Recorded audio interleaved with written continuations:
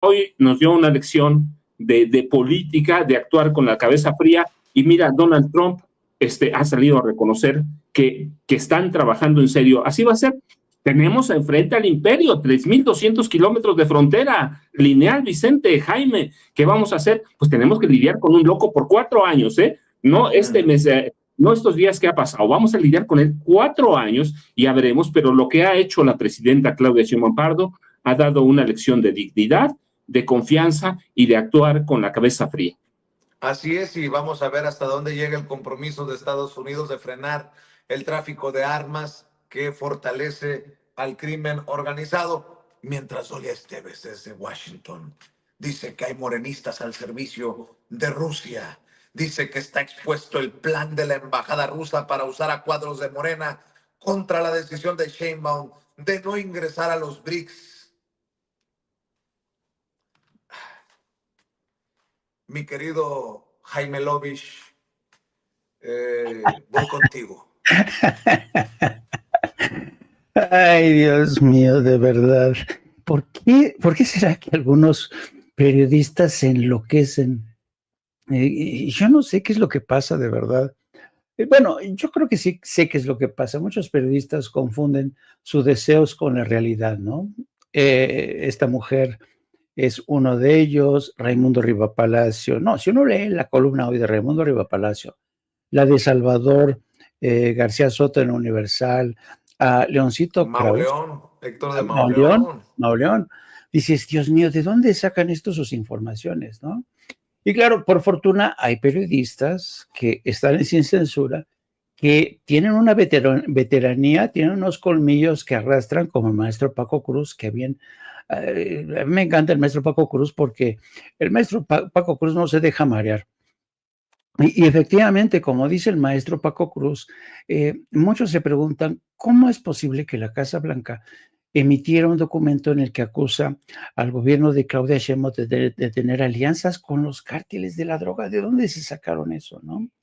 Y entonces hay que explicarle a la gente.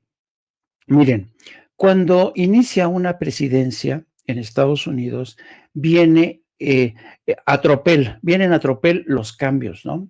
Y en el caso de la administración Trump, cada vez que vienen los cambios, se meten gente que no tienen nada de experiencia, nada en absoluto.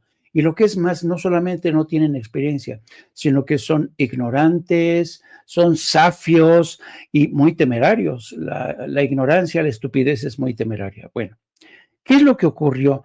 ¿Por qué la Casa Blanca cometió este error tan garrafal?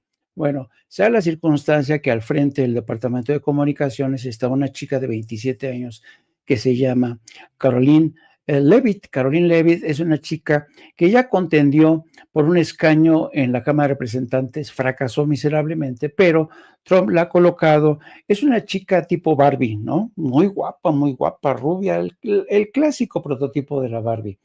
Pero esta chica no tiene mucha experiencia, no está muy informada, es neófita en todo lo que tiene que ver con México, las relaciones bilaterales con Estados Unidos, y solamente está acostumbrada a repetir las frases que le dicta su jefe. Bueno, entonces, ¿qué es lo que ocurrió? Lo que ocurrió es que empezaron a buscar, pero ¿cómo metemos a México en este esquema de que tiene alianzas? Y se empezaron, como decía el maestro Paco Cruz, a buscar por aquí, por allá.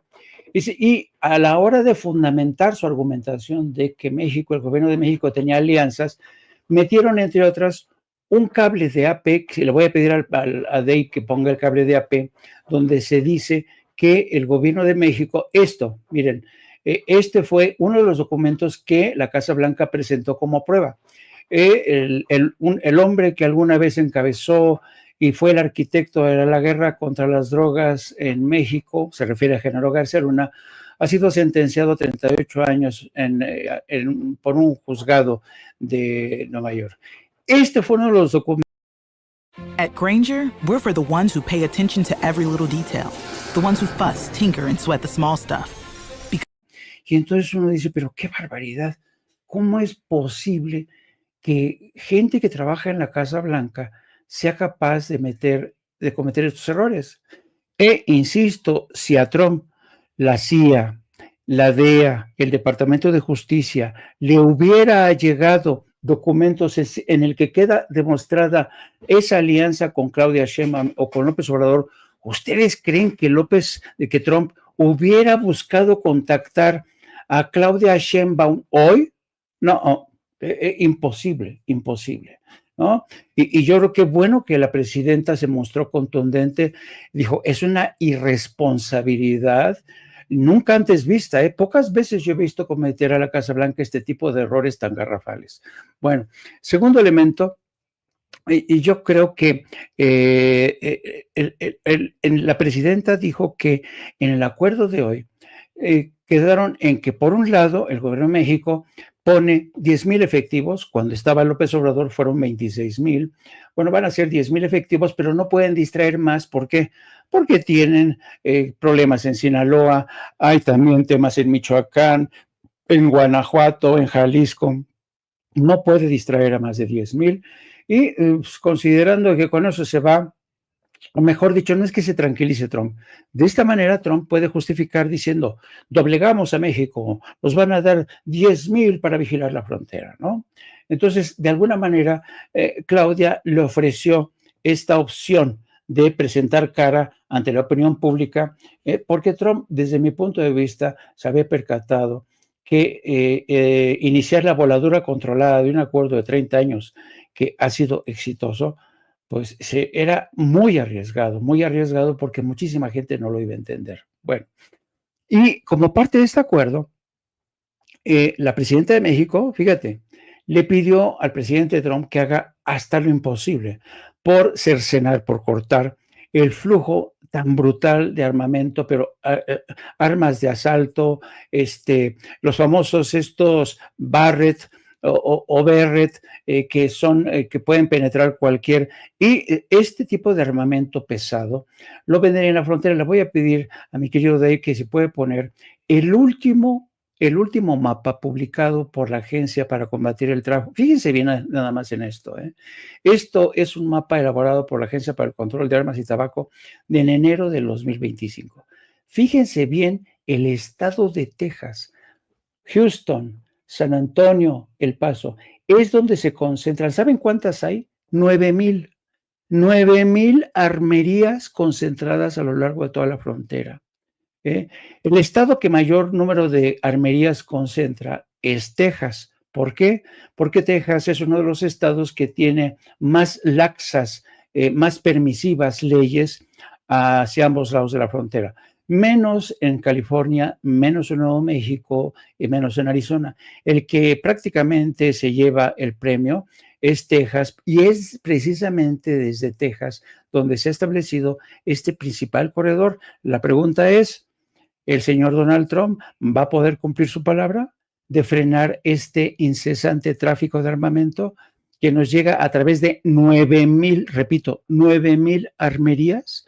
¿Va a ser capaz Donald Trump? Yo francamente dudo mucho, Vicente, que en un mes Trump pueda frenar este tráfico. Quien va a tener que hacer desafortunadamente esta labor va a ser el ejército mexicano, que va a tener que reforzar la presencia, sí, para evitar que puedan cruzar más migrantes, pero sobre todo para ver de qué manera frenan este trasiego increíble de estas armas.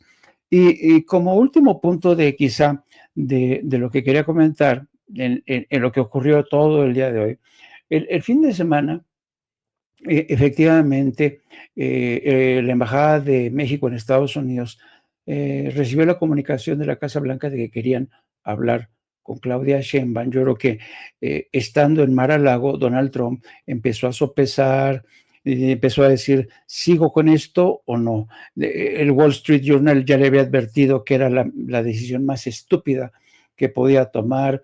Los mercados de valores se derrumbaban a primera hora de hoy.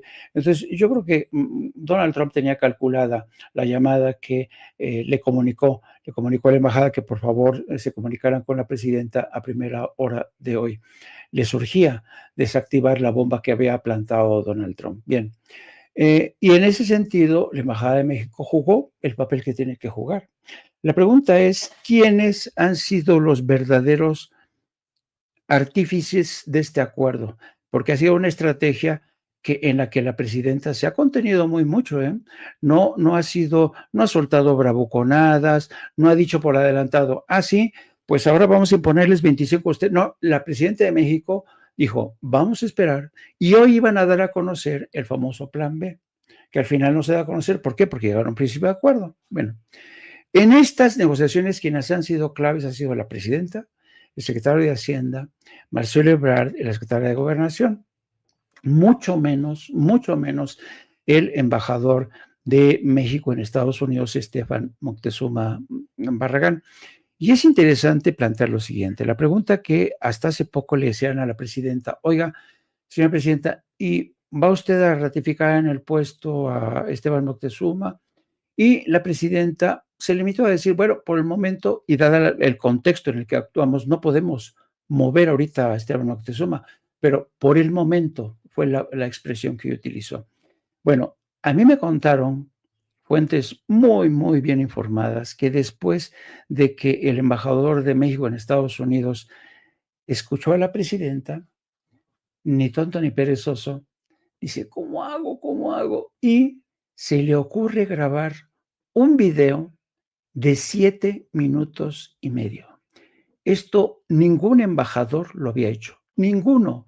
Y en este video de 7 minutos y medio, el embajador de México en Estados Unidos se presentó para decir casi que está casi ya ratificado, para decir que la importancia que tienen las negociaciones, pero una cosa es cierta, en Palacio Nacional saben que Esteban Moctezuma no es un simpatizante, no lleva la camiseta del movimiento de la 4T y intenta hacer puntos para ver de qué manera permanece en el cargo.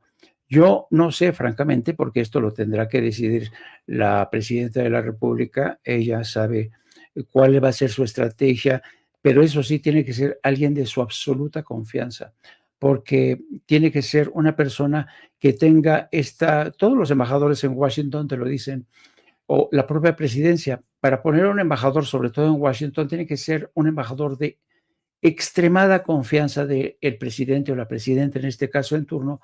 ¿Por qué? Porque tiene que ser una persona a la que la presidenta o el propio embajador pueda despertar a la presidenta a las 3, 4 de la madrugada para comentarle algo.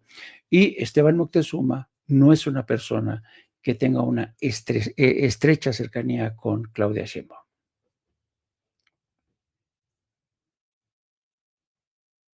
Bueno, estamos esperando que llegue. Bueno, dos amigos están por llegar. Gerardo Fernández Noroña, presidente de la mesa directiva del Senado de la República, y el doctor Isaac de Paz González, miembro de esta familia, que ya es candidato a ministro de la Suprema Corte de Justicia de la Nación. Ayer resultó insaculado, salió beneficiado en esta insaculación y su nombre aparece ya como candidato, oficialmente candidato, como ministro o para ser ministro de la Suprema Corte